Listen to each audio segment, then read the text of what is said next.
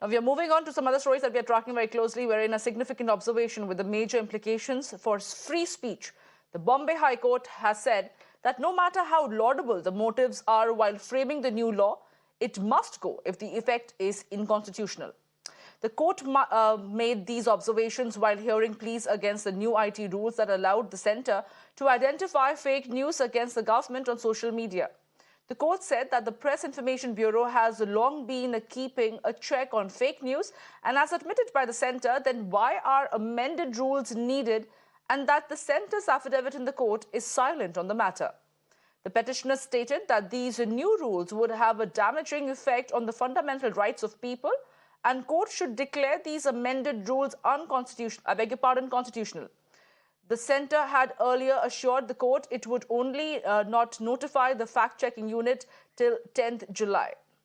My colleague Shweta is joining me live right now to get us more details. Well, Shweta, this is definitely a landmark observation that is being made by the Bombay High Court, where they're making it amply clear that no matter how laudable a particular law must be, if the effect of it is unconstitutional, then that particular law must go.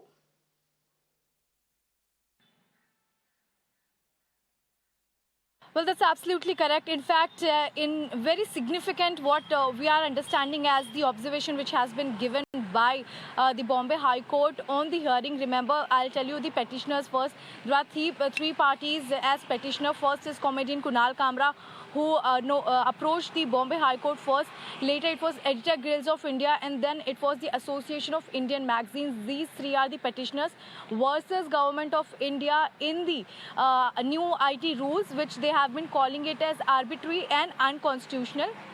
While the hearing took place yesterday, the court has given some significant observations. Number one, they have said that no matter how laudable the motives are, but if the effects are unconstitutional, it should go. Secondly, they also said that if since years there is Press Bureau, which is playing a key role to identify fake news, why there is a requirement of FCU, that's fact-checking unit.